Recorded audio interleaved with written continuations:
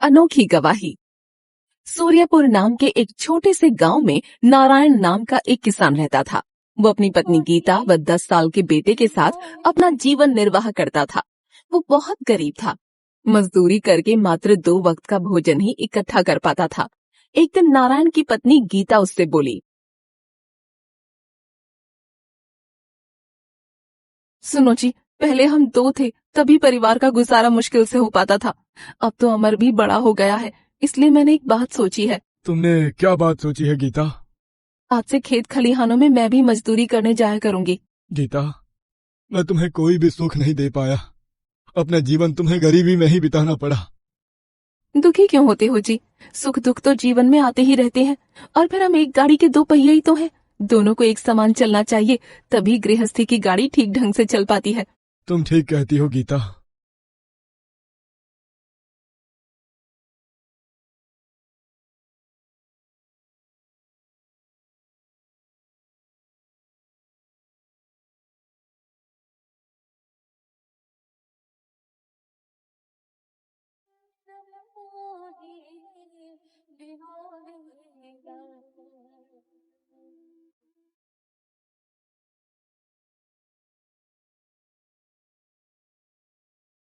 गीता और नारायण दोनों ही दूसरे के खेतों में मजदूरी करने लगे।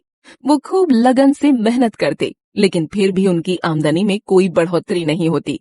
2 समय के भोजन के अलावा वो कुछ भी नहीं कमा पाते। धीरे धीरे अमर भी 12 साल का हो गया।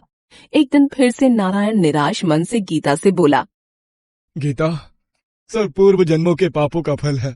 इतने वर्षों में तो कूड़े के ढेर के दिन भी आते हैं। फिर हमने ऐसा कौन सा पाप किया है जो गरीबी हमसे चिपक कर रह गई है? सब ईश्वर की माया है। अब तो वही हमें आगे का रास्ता बता सकते हैं।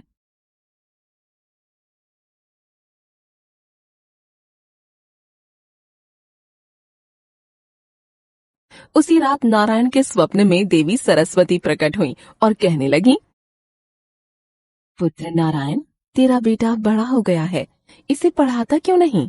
देवी सरस्वती, आप तो मेरी दशा से भली भांति अवगत होंगी। ऐसी कठिन परिस्थितियों में मैं कैसे अमर को पढ़ा सकता हूँ? कुछ भी करो बेटा, अपना पेट काटो, पर अमर को अवश्य पढ़ाओ। उसकी शिक्षा के उपरांत ही तुम्हारी गरीबी दूर होगी। ये कहकर देवी सरस्वती अंतर ध्यान हो गईं और अगली सुबह नारायण ने सारी बात अपनी पत्नी को बताते हुए कहा,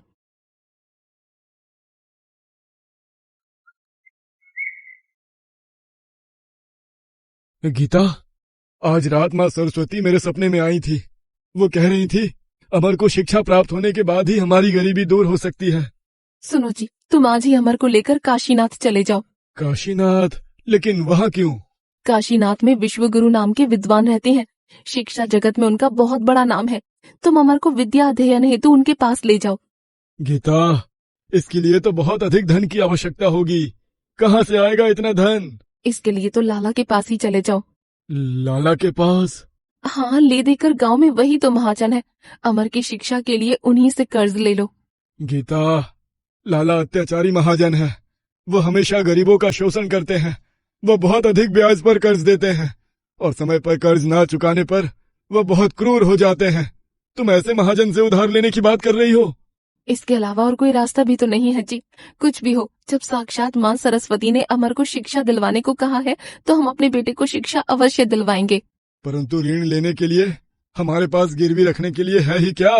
लाला बिना कोई वस्तु गिरवी रखे किसी को धन नहीं देते। तुम ये घर गिरवी रख दो। ये क्या कह रही हो तुम? सिर छुपाने का यही तो एक आसरा है।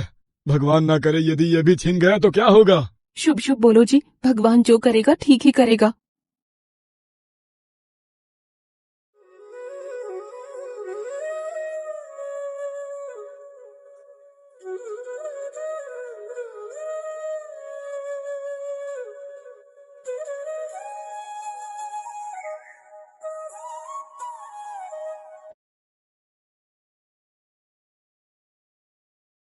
फिर उसी दिन नारायण लाला के घर जा पहुंचा और कहने लगा, राम राम लाला जी। कहो नारायण, कैसे आना हुआ आज? लाला जी, एक अर्ज लेकर आया हूँ आपके पास। कहो नारायण, क्या अर्ज है तुम्हारी? लाला जी, मुझे थोड़ा कर्ज चाहिए। कर्ज? किस लिए? मैं अपने बेटे को पढ़ाना चाहता हूँ लाला जी, इसलिए मुझे कर्ज चाहिए था। ओहो, लेकिन तुम कर्ज लोगे किस पर? गिरवी रखने के लिए तुम्हारे पास है ही क्या?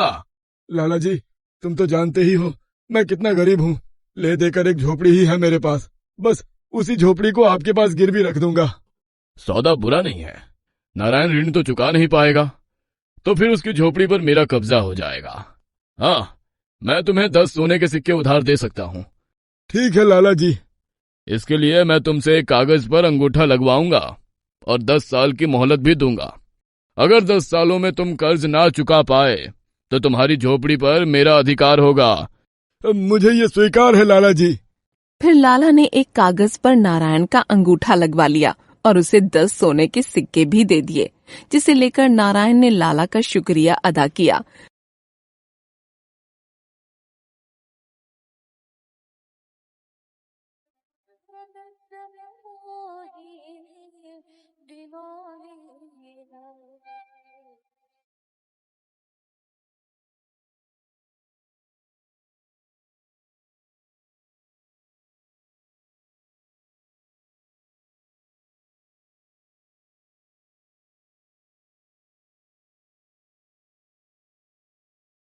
और अपने बेटे अमर को लेकर काशीनाथ के लिए निकल पड़ा।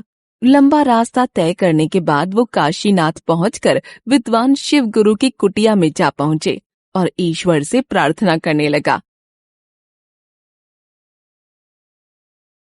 हे ईश्वर, मेरे बच्चे की रक्षा करना, उसे खूब विद्वान बनाना, बस अब तो यही हमारा सहारा है। थोड़ी दूर और आगे बढ़ने पर वे विद्वान शिव गुरु जी के पास पहुंच गए और कहने लगे, गुरुजी प्रणाम। खुश रहो। कहाँ से आए हो तुम लोग? गुरुजी, मैं सूर्यपुर नाम के एक छोटे से गांव से आया हूँ। मेरा नाम नारायण है और ये मेरा बेटा अमर है। मैं अपने बेटे को आपसे शिक्षा दिलवाना चाहता हूँ, इसी उद्देश्य से आपके पास आया हूँ गुरुजी। अपने 10 सोने के सिक्कों की पोटली को गुरुजी के सामने रखा और पुनः कहने लगा, इसे स्वीकार कीजिए गुरुजी। क्या है इस थैली में? इसमें 10 सोने के सिक्के हैं गुरुजी। जैसे तैसे इसका प्रबंध कर पाया हूँ, आपको इससे अधिक धन नहीं दे पाऊंगा गुरुजी। मैं बहुत गरीब हूँ, मेरे बेटे को शिक्षा प्रदान करने से मत मना करना। बड़ा भोला व्यक्ति लगता है ये, इसे निराश करना ठीक नहीं है। शांत हो जाओ बेटा, मैं तुम्हारे बेटे को अवश्य पढ़ाऊंगा। वो शिक्षा ग्रहण करने के लिए 10 वर्षों तक आश्रम में ही रहेगा, तभी उसकी शिक्षा पूर्ण हो पाएगी। ठीक है गुरुजी। नारायण ने अपने बेटे अमर को गुरुजी के पास ही छोड़ दिया और वो वापस अपने घर लौट आया। गुरुजी ने अमर को शिक्षा प्रदान करना आरंभ कर दिया। धीरे धीरे 10 वर्ष बीत गए और अब अमर भी बड़ा हो गया। एक दिन गुरुजी ने अमर को अपने पास बुलाकर कहा,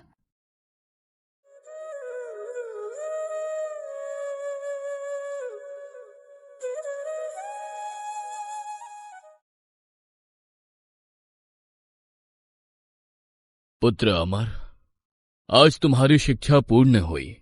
तुम हमारे शिष्यों में सबसे मेधावी छात्र हो, इस पर मुझे हमेशा गर्व रहेगा।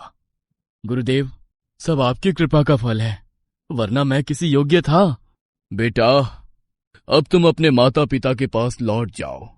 तुम्हारी प्रतीक्षा में वो ना जाने कब से बाट जो रहे होंगे। कैसे होंगे मेरे माता पिता?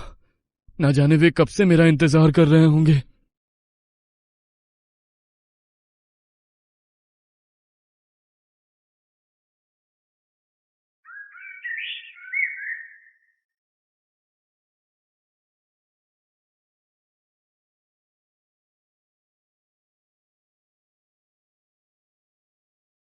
अगले ही दिन अमर लंबा रास्ता तय करके अपने गांव जा पहुंचा और अपनी झोपड़ी देखकर सोचने लगा, कितना सुंदर दृश्य है। कितना समय हो गया जब मैं यहां से गया था।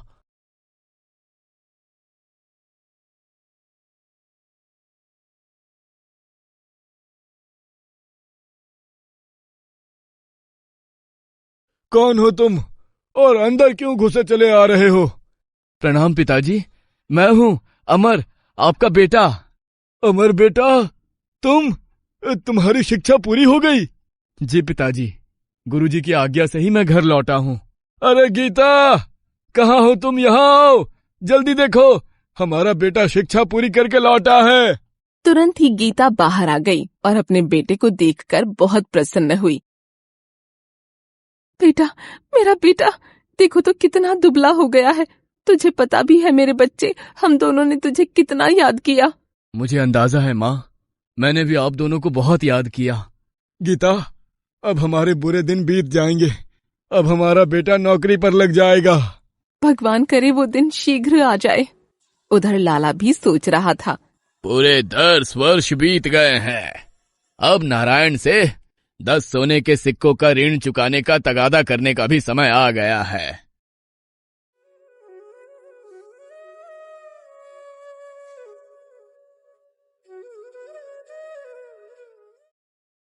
वो तुरंत ही नारायण की झोपड़ी की ओर चल दिया। जब वो झोपड़ी के पास पहुंचा तो सामने अमर को खड़ा देख सोचने लगा।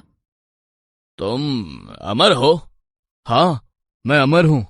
और आप लाला जी? ओह, भूले नहीं तुम मुझे। लाला जी, तुम भी कोई भूलने की चीज हो? कहो, कैसे आना हुआ आपका? तुम्हारे माता पिता कहाँ है? अमर ने लाला की बात का कोई जवाब नहीं दिया तो लाला का पारा चढ़ गया। वो तुनक कर बोला, बताते क्यों नहीं? तुम्हारे माता पिता कहाँ है? सुनो लाला जी, मेरे पिताजी जिंदा पेड़ों को काटने और मुर्दा पेड़ों को रोपने गए हैं। क्या? हाँ लाला जी, और मेरी माँ हवा बेचने और चांदी खरीदने गई है। लगता है ये अमर आवश्यकता से अधिक पड़ आया है, तभी ऐसी बातों से मुझे मूर्ख बना रहा है। अमर को धमकाते हुए वह बोला, ये कैसी ऊटपटांग बातें कर रहे हो? मैंने जो पूछा है उसका ठीक ठीक उत्तर दो। मैंने बताया तो लाला जी। सुनो, तुम्हारे पिताजी ने 10 वर्ष पहले ये झोपड़ी गिरवी रखकर मुझसे 10 सोने के सिक्के उधार लिए थे। क्या? क्या लाला जी, सचमुच? हाँ, नारायण ने 10 वर्ष बीतने पर भी वो सोने के सिक्के मुझे वापस नहीं लौटाए हैं। आज मैं अपने सिक्के लेने आया हूँ। तुम सच सच बता दो कि तुम्हारे माता पिता कहाँ है, नहीं तो क्या करोगे लाला? लड़का बड़ा चालबाज है, इससे चालाकी से काम लेना होगा। तो उधार दिए सिक्के वापस नहीं मांगूंगा। यानी कि आप कर्ज माफ कर दोगे? हाँ हाँ, माफ कर दूंगा। तुम बताओ तो सही वो कहाँ है? लाला जी, मैं आपकी बात पर कैसे विश्वास करूं भला? मैं पृथ्वी और आकाश को साक्षी बना रहा हूं। लाला जी, ये दोनों ही बोल नहीं सकते, अतः उन्हें साक्षी नहीं बनाया जा सकता। तो फिर क्या करे? अगर आप किसी जीवित प्राणी को साक्षी बनाए तो मैं मान लूंगा। ये बित्ता भर का छोकरा तो हाथ ही नहीं जमने दे रहा है, पर मैं भी कोई कम नहीं हूं। तभी लाला की नजर झोपड़ी पर बैठी तितली पर पड़ी। वो कहने लगा, मैं इस तितली को साक्षी मानकर वादा करता हूं कि यदि तुम अपने माता पिता का पता बता दोगे तो मैं उनके द्वारा लिया गया कर्ज माफ कर दूंगा। ये हुई ना कुछ बात लाला जी। अब सुनो, मैंने कहा था ना कि पिताजी जिंदा पेड़ों को काटने वो मुर्दा पेड़ों को रोपने गए हैं। इसका मतलब है कि वो पेड़ों को काटकर बांध लगाने गए हैं। ओह, तो ये मतलब था तुम्हारा। तुम सचमुच बुद्धिमान हो अमर। अच्छा, अब मैं चलता हूं। लाला, तूने बहुत से भोले भाले गरीब लोगों को सताया है। अब देख तू मेरे जाल में कैसे फंसता है।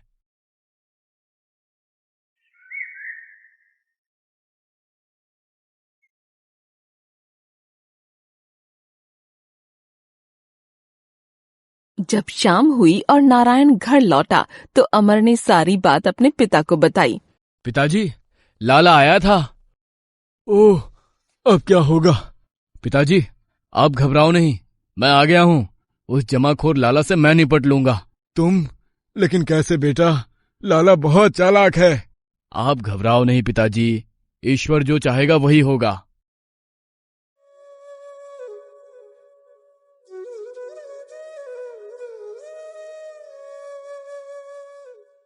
अगले दिन लाला फिर से नारायण के घर आ धमका।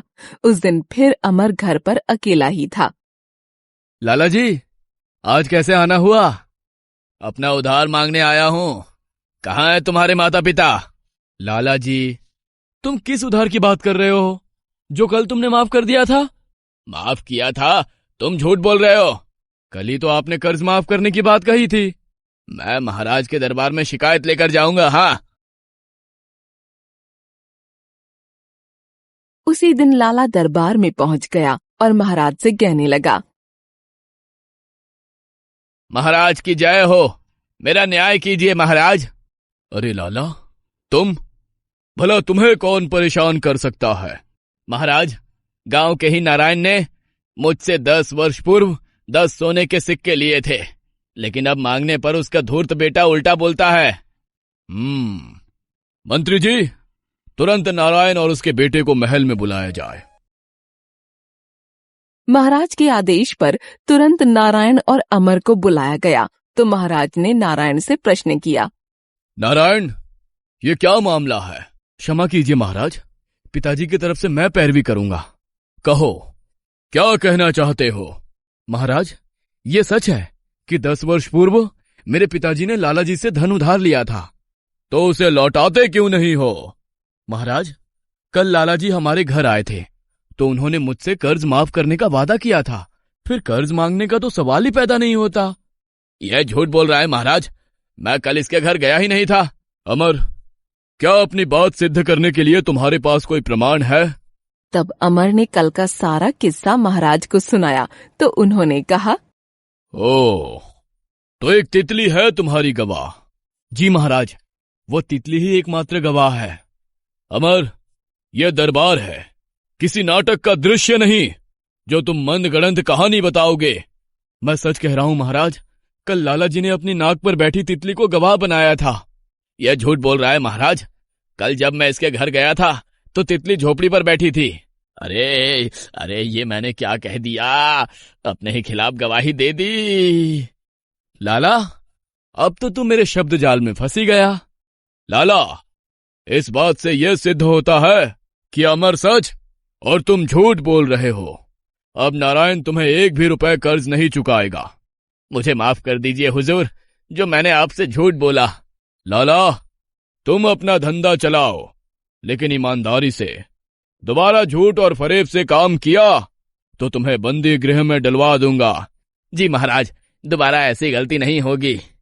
दरबार समाप्त होने पर सभी अपने अपने घर जाने लगे तो महाराज ने अमर को रोक कर कहा, अमर, मैं तुमसे बहुत प्रसन्न हूं। तुम्हारी सूझबूझ ने तुम्हें कर्ज चुकाने से बचा लिया। क्या तुम मेरी एक बात मानोगे? अवश्य महाराज, आप बस आदेश दीजिए। मैं जानता हूं तुम शिक्षा ग्रहण करके आए हो और बहुत बुद्धिमान हो।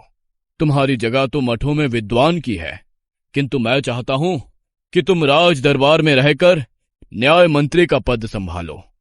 क्या तुम्हें यह मंजूर है? अवश्य महाराज, ये तो मेरे लिए सौभाग्य की बात होगी। राजसराय में तुम्हारे रहने व खाने पीने की व्यवस्था कर दी जाएगी। तुम कल से ही दरबार में शामिल हो सकते हो। जैसी आपकी आज्ञा महाराज। इस तरह अमर की सूझबूझ ने अमर और उसके परिवार की परिस्थितियों को बदल दिया।